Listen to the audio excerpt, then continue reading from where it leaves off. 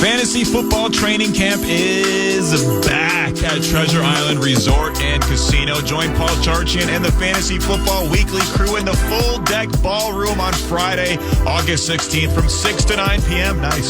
Stop by for the live broadcast from 6 to 8 p.m. Then stick around for the Fantasy Football Deep Dive. Great prizes to be had, including a $1,000 grand prize. Get the full details now at KFAN.com. Keyword calendar.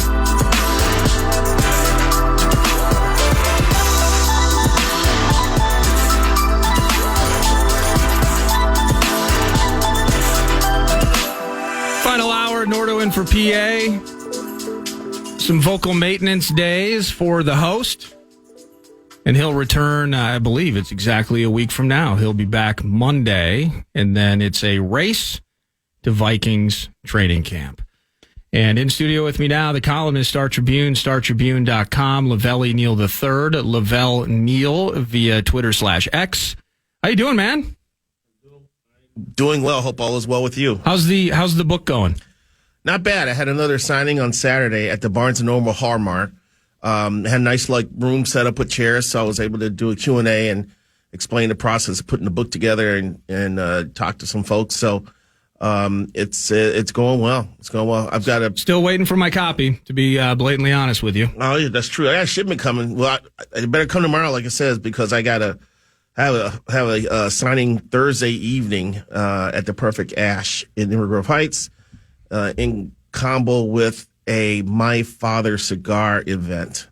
So that's from 5 to 9 in River Grove Heights. Is the Perfect Ash is your spot, right? Yeah. It's like 2 miles from my driveway. So when you is it regulars like Norm from Cheers style? Like you roll in and you have kind of this. It's probably an eclectic group, but the commonality, of course, is you love the fine art of cigars.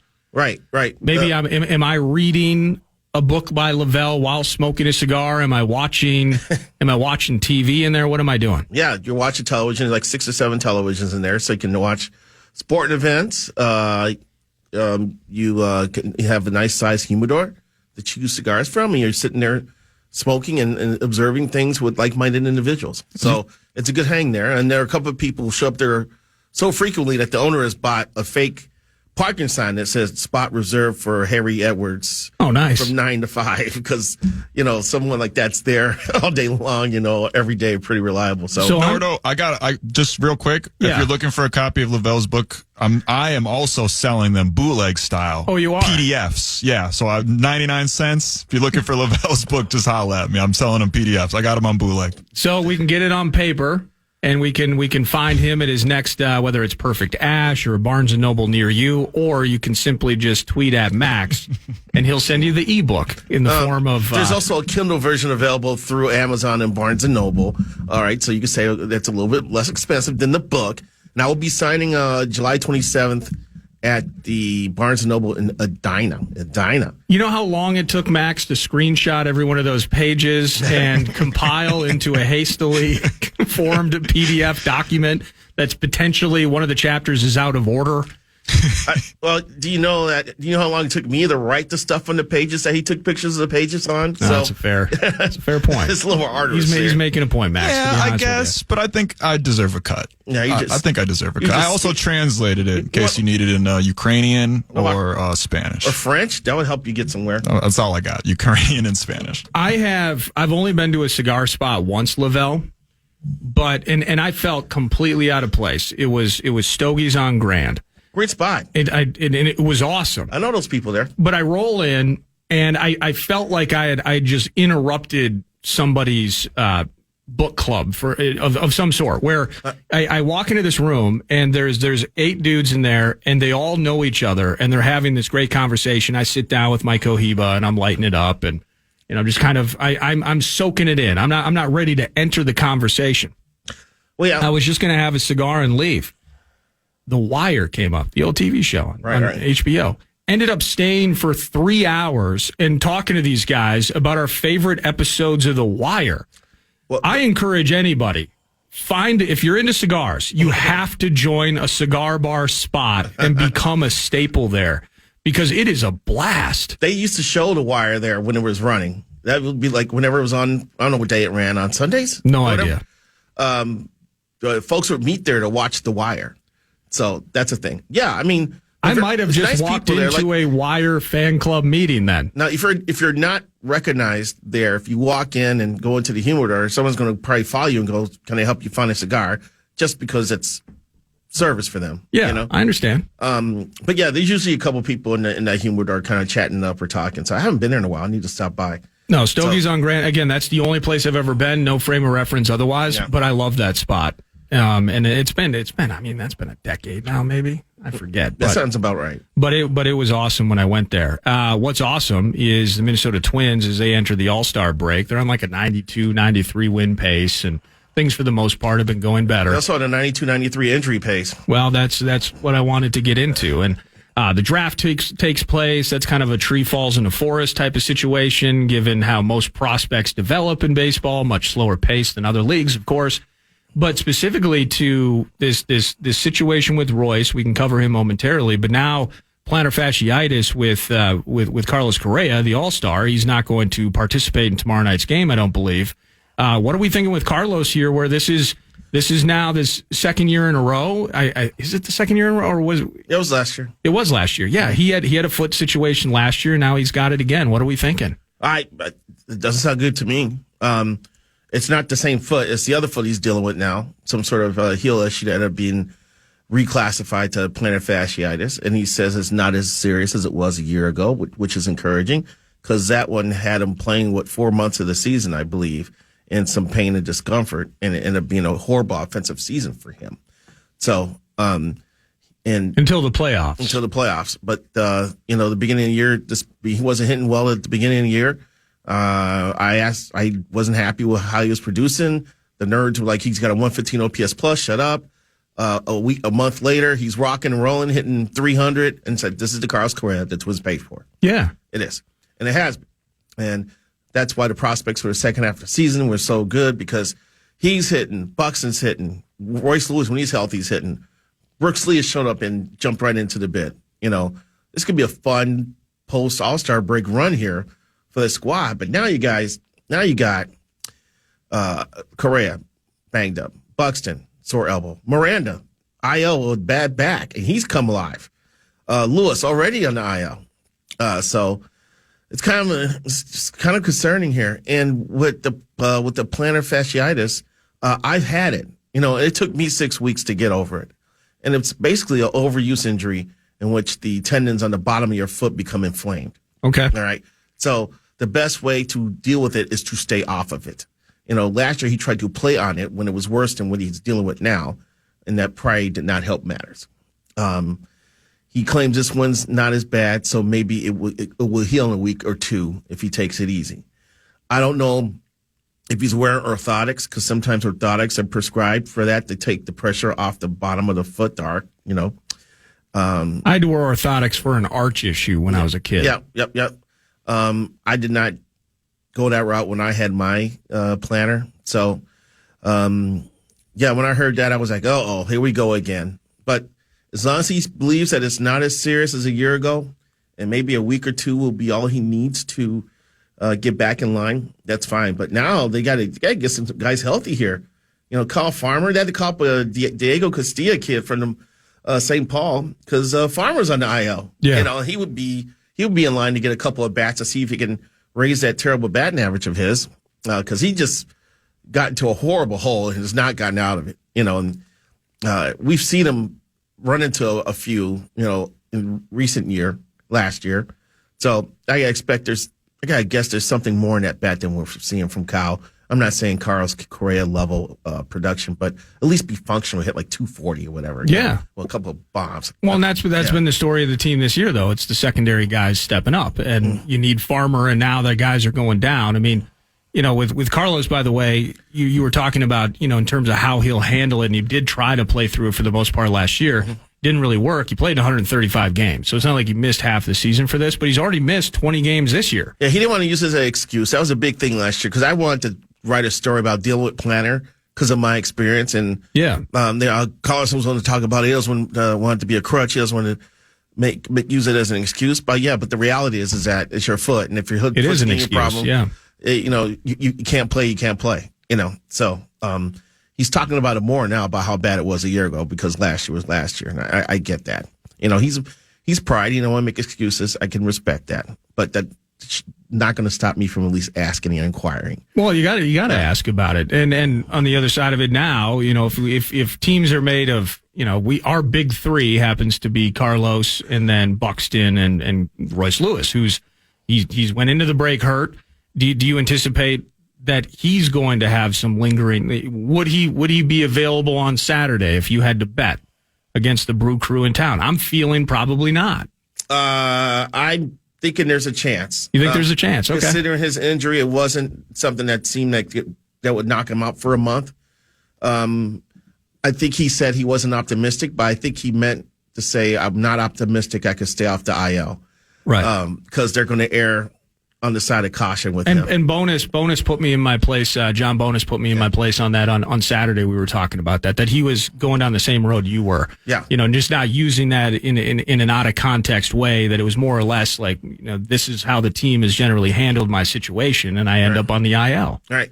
Well, also, when he came back from the quad thing, Rocco was telling us, I want him running no harder than 80 to 85% of the year, running at no harder than 80 to 85% for the remainder of the season. Yeah. Well, that hasn't happened, right? Because it's hard to play the game at less than 100% if you're healthy.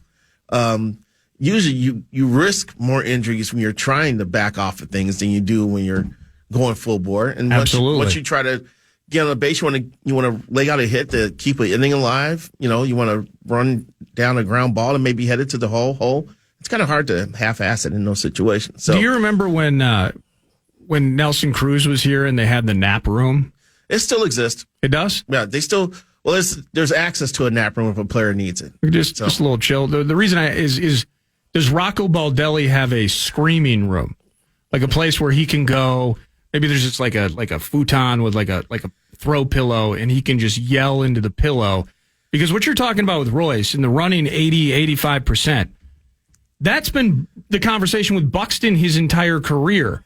And now we got Royce. He's tripping over bases. Like these are there's no collisions at home plate basically at all anymore. Like these are injuries doing things. And I'm not saying I'm athletic like Royce Lewis, but the running the bases thing. If you're thinking about situations in which someone would be injured, that's not high on the list. No. And so, but with Buxton, he's always trying too hard. He's running too fast into the wall. He's making the reckless forward diving play and an arm gets stuck underneath him. Those sorts of things. Yeah. The way he would attack second base. It's the same conversation with Royce now. Yeah. The thing with Buxton though is that it's gone from injuries because of blunt force trauma to soft tissue injuries. Yeah. And that's when you're like, oh man, it's just going to be nagging him for a while. You can understand when he runs into a wall or gets in a collision with an outfielder, or hits the bag run, right? Or gets hit with a pitch or fouls a pitch off his foot, which he did a couple of years ago. But when you're starting to pull muscles while running, that's a problem. That's where you get a little nervous. So and someone who was young and athletic as Royce Lewis having that issue is troubling moving forward. So it is. Now, with that said, is there a maturity aspect to Buxton that you're seeing taking place, however? He looks a little smoother out there. I'm not saying he's backed off the throttle because I still think he runs hard, but it seems to be a little more of a controlled thing with him now. I mean, older, wiser Buxton. I think he's pulled up a couple times at the wall, the balls that he would have normally jumped into the wall after. I think he has. So there's a little bit of learning baseball life's lessons there with old Buck. So, but man, I mean, if they're going to run down Cleveland, this offense has the makings of a very entertaining group here. You look at the batting order now. You look at the OPSs. Everybody's the OPS is pretty nice. Even Ryan Jeffers got off to a fast start, and then he scuffled for a little bit. I think he still is near 800 OPS for the season, which is good. I mean, that's my cutoff to be classified as a good player. Some would say 800 OPS. Someone would say 780. Okay. I'm a little more demanding. I like 800, the rounder number. But man, so you got Jeffers, Buxton, Correa, Miranda, Lee, Lewis. How about Manny Margot making plays in recent weeks? And I forgot about the team MVP, Willie Castro, who's going to the All-Star game. What he's doing isn't that nutty though? Unbelievable. He's this era's Tony Phillips. I want to say he's this era's Bip Roberts because I covered Bip Roberts in Kansas City. But Bip broke down so much that we joked that Bip was an acronym for body and pain. But Willie could move around. It helps make your roster moves because if you have an outfielder who goes down, you can choose a third baseman if you need to because you got Willie out there as a safety net.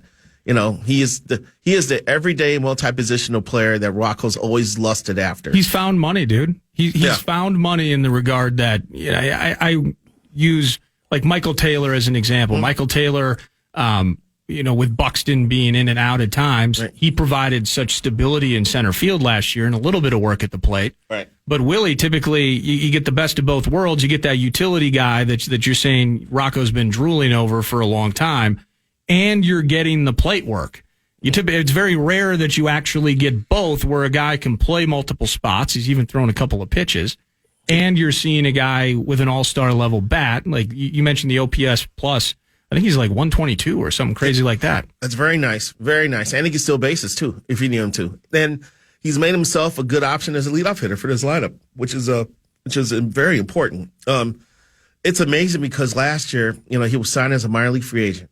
And he ended up making the open-day roster because a lot of times it's not a matter of who's the best player, but who's the healthiest, and who is out of options. And with this team, correct. He was out of options. So so he made the roster. And then 2 or 3 times during that first half of the year last year, we were looking at, okay, so-and-so's coming off the DL. Who's going to have to go? Oh, yeah. We're in a press box going, this may be it for Willie. Maybe it for Willie. Somehow something else would happen. Willie would survive. It happened like 3 times during that first half where, oh, man, they need to make a room, make some room to bring this guy back.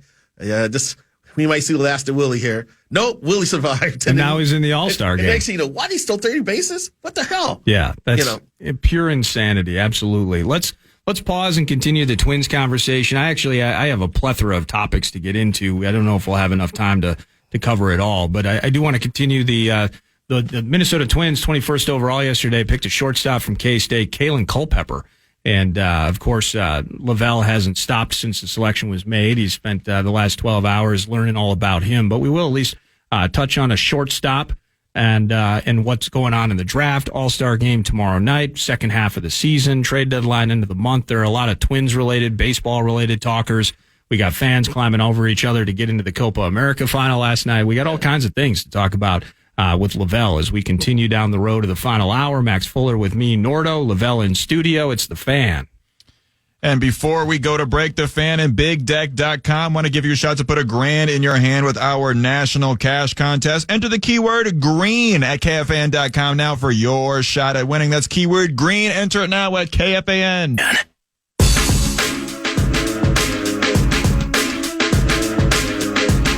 Nothing defines Minnesota quite like its 10,000 lakes, and we need to keep them beautiful. Post on social media using the hashtag ChooseChill to help Coors Light, KFAN, and Conservations Minnesota protect the lakes, rivers, and waters we love. Welcome back. KFAN text line. Always appreciate it. Why don't you talk about EA NCAA dropping today, you cowards? Another thing that we're cowardly about. Yeah, the coward hour kind of it manifested itself this morning, Lavelle, because I just said, we were going to get to Jordan Addison in the DUI with Ben Gessling in studio. I'll bring that up with you momentarily as well. But I said this is not the venue to go long form on what took place in Butler, Pennsylvania on Saturday. That's fine. The near assassination of a former president and the dominating candidate of the Republican Party, as awful and tragic and terrible as that was.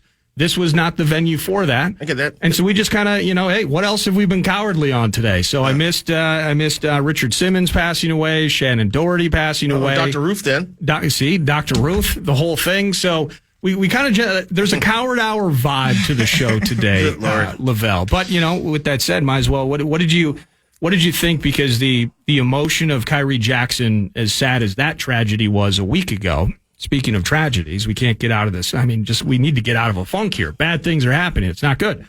Tragedy strikes Kyrie and 2 of his high school teammates, Isaiah Hazel, Anthony Litton Jr., last weekend. And by the way, even I believe at their funeral and their memorial services, there was another shooting at that event this last weekend out east. So just terrible all around. Good grief. But a drunk driver is supposed that part of the investigation. It sounds like alcohol was involved in that. Now, a week later, you have Jordan Addison, fresh off a year ago. He's driving a $140 down the road because his dog was having an emergency, not even sure the dog exists. And now he goes to the Netflix, the Receiver premiere in L.A., and he's seen passed out behind the wheel of a Rolls Royce in an active driving lane on a California freeway, and has been arrested on suspicion of DUI. So just an awful week all around, but the emotion of death a week ago combined now with the DUI that took place this weekend, it's awful news for the Vikings. We're on a streak of stupid here with Jordan Addison making some awful decisions. Like, this is just ugly stuff. Yeah. 2 years, 2 incidents involving 2 different fancy cars. And this one is much more troubling because he fell asleep on a road. Yeah. Okay.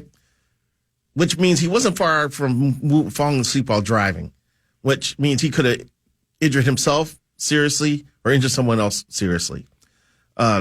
So you're wondering if the young man is learning life lessons or not, because he's putting them in bad situations. Because the NFL gives you everyone a number. There's a number you can call. I'm under influence. I have too many drinks. I want to go out and get plowed tonight. I need a ride. Okay, because of car. They have a number. So the team would actually, they're happy that you would call that number. Yeah. They're actually happy to provide that service. All right. Now, I don't know if players are worried that the league would find out how many times someone's calling the number and go, okay, maybe you need an intervention here. But call the number every day. Who cares? It's better this way than the other way, which is being found asleep behind a Rolls Royce near the airport. So, very unfortunate. They're going to have to come down harder on him this way instead of the doggy dash he was part of a year I think ago. a suspension of some sort has to happen. I saw something and it was an article written recently noting something from the rule book as of 10 years ago. So the article's fresh, but the intel's old. So I don't know if it's changed, but the idea that basically the precedence is first DUI would be at least a 1-game suspension, forfeiture of a game check or 2, somewhere in that line. I think they do have to make a strong statement with Addison here. Right. I don't know if it's a league or the team that's going to go do that. It's probably going to end up being the league. But we got to see how the investigation comes out. We get more details as to what was it actually alcohol? Was it something else involved? And I'm glad you mentioned that too. I was talking with Max about it. I was talking with Gessling off air. My curiosity is he's brought in, let's say it was like 11:30 p.m. and he's out the door by 2. So that happens. Right. People post bail and they move on. He was actually back in Minneapolis this weekend, I believe, for maybe a football camp or something like that. But there was no mention, I don't believe, in the police report of even alcohol being part of the conversation. He was unconscious and under suspicion of DUI would be the other thing. So was he popping some edibles or, that's a more difficult thing to figure out and investigate. Like, it's still foggy, but you're asleep behind the wheel of a car in an active road of traffic. Right. It's just unacceptable. No, you're right. It is. It's totally unacceptable. And once, he has to come to camp with this hovering over his head. Yeah. And so he's going to get asked about it instead of talking about second year in this great offense and being so much farther ahead than a year ago and being able to learn from a guy like Sam Darnold and being able to get to know someone like J.J. McCarthy, who could help him make a lot of money in the league. Now he's going to answer questions about decision-making and why and how come and things like that. So, and that affects someone trying to prepare for our season. And also he's brought negative attention to the franchise. Yeah, you just got to get his head right one way or another, and hopefully that this is a course correction for him, because even last week we're having conversations before this happened. Puka Nacua really took the league by storm last year, late round pick, and then that offense with McVay in L.A. But he led rookies in receiving yards and was among the league's best. But then you had Jordan Addison, who really took advantage of JJ not being available with the hamstring injury. He's got nearly 1,000 yards. He's got the 10 TDs, which led rookies. The lifting off point career-wise for Jordan Addison is real. The talent is real. We got to get the dumb decision making out of that mix and let the career side continue to flourish. Well, this growing up part needs to happen a little faster now with him, definitely. So what's next now? We're in that zone now before training camp starts, where players across the league all of a sudden get some time in their hands, and the crime blotter all of a sudden starts popping up here. It hasn't been as bad for the Vikings as it was 10, 12 years ago, when there was a stretch where I think they led the league in arrest. Yeah, they did. Now I think it was the Vikings and the Bengals. Yeah.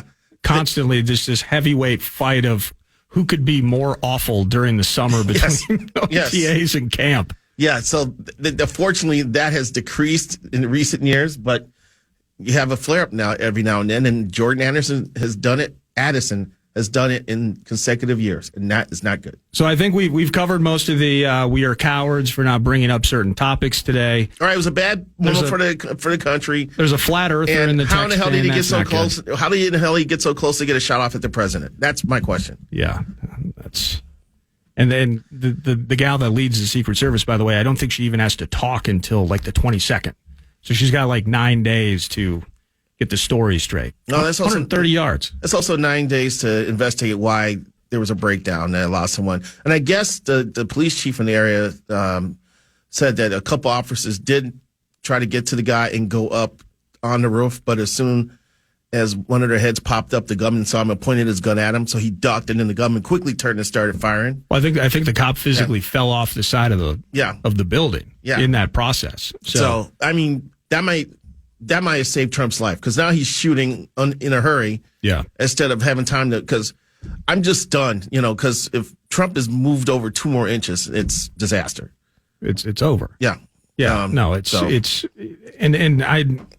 130 yards. Now I'm not Chris Kyle. I'm not Carlos Hathcock here, but Carlos what? I think he was a sniper. Okay. 130 yards. Let's just say that's not the toughest. No, that's a little close. Not for someone with training. We don't know how much training this kid had either. More details to come out. More details to come out. Yep. So the great thing is that now there's a movement for both sides to cut down on the rhetoric, which has been out of control over the last several months. So, out of control nearly a decade, I would say. Okay, yeah, actually. You could go longer. I would say that, because every 4 years, this is the most important election in the history of our country. I mean, just kind of think about the most consequential election we're ever going to have. The country will end if it goes a certain way. Yes.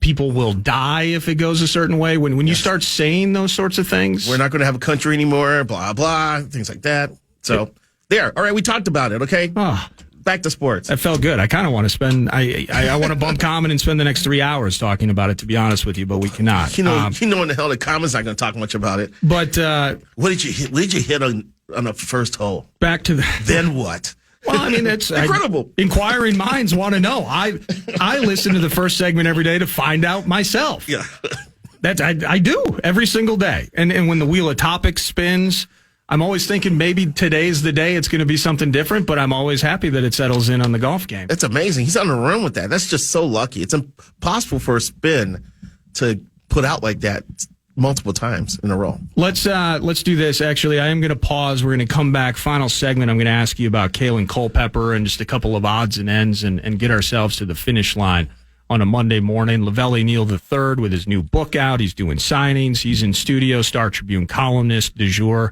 and extraordinaire. Of course, in studio. One more segment. Max is here. I'm Nordo. It's the Fan.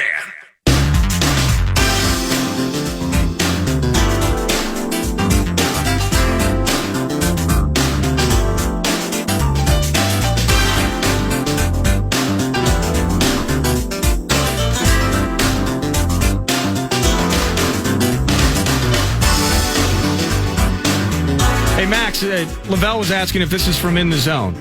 Yeah, this is definitely from the In the Zone files. I knew this was ripped off from Syndicate and Double T. It's a banger, though.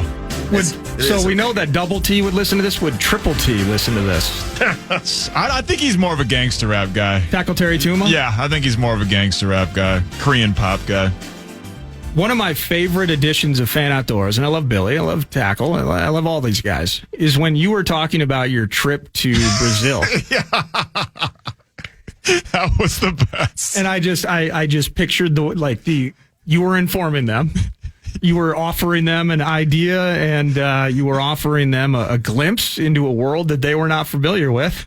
And it was one of my favorite fan outdoors ever. It's the best. And Cap was you do what? Cap was a lot more interested in my trip than I thought he was going to be. I didn't know he was part of our groups. I never seen him at the meetings with me, you, and hockey. But Cap was very interested in the salacious parts of my. You can trip. go fishing in Rio. Maybe a different kind of fishing. A different kind. Lavelle E Neal in studio. Just a couple of minutes here. Vibes with the Twins. They draft Kalen Culpepper yesterday in the Major League Baseball draft. Tree falls in the forest, and apparently at some point he's going to be a member of the organization. Any quick twitch on that? Kind of the idea, it feels like we got a lot of infielders in the mix. Is Kalen Culpepper just a guy, he's a kid that maybe grows up, he's playing a different spot, they just kind of liked his talent? Well, the supplemental pick was a shortstop as well. So I've never had problems with that. It seems like the Twins have a higher batting average with their infield prospects than they have with their starting pitching prospects. Maybe it's just get them to the big show, right? You think about some of the guys that have come through, like Spencer Steer and Christian Encarnacion Strand, although I think he's out for the year with the Reds. Some other solid guys they've dealt to try to get other pitchers in. It seems like Miranda's come around after learning curve. Lark is trying to go learning curve on the bid, and of course you got the naturals like Lewis and Brooks Lee. The thing about shortstops, man, you can move them anywhere. Trevor Plouffe drafted as a shortstop. Michael Goddard drafted as a shortstop. Troy Glaus came out of college as a shortstop. Miguel Sano signed as a shortstop. Man, could you picture Troy Glaus at the end of his career playing? I know. Who am I missing here? Oh, Dan Gladden signed as a shortstop. So there's a long list of players. I like it. That start because their bodies may grow differently. If someone fills out and gets thick, you can move them to third base or the outfield. Range or arm may dictate a move to second base. But there's flexibility there. Nothing wrong with drafting a shortstop and seeing how the next few years play out. We can read you at StarTribune.com. Is that accurate? Correct. I'll be writing some sort of like post All-Star break preview on the Twins Wednesday for Thursday, and then Friday I'm headed to Cooperstown because Joe Mauer is getting inducted into Major League Baseball Hall of Fame. That's super cool. Do you think, it's tough to plan ahead a week, but will you be available maybe next week to talk about that little trip and that journey? I'll be traveling back Monday. It may be a little tough. I may be able to talk to you on the phone. Yeah, because I'll be driving to the airport because I'm flying into Syracuse and driving an hour and a half to Cooperstown. Okay, perfect. So that may be time with perfect way to end the show. On-air production meeting about Lavelle's next 14 days of live scheduling. You're the absolute best, though, man. Always love having you in studio and enjoy that. That's going to be a blast in Cooperstown. That's my fourth. I'm looking to it. My fourth Hall of Fame assignment. I'm looking forward to it. That's Lavelle Neal at Lavelle Neal. Also, big thanks. It was kind of a strip vibe today. Ben Gessling of the Star Tribune covers the Vikings. He was in studio. Max was here with me. Thank you for listening. The program is next. Have a great day. Podcast today's Paul Allen Show, or listen back to previous show and interviews by going to the iHeartRadio app or KFAN.com.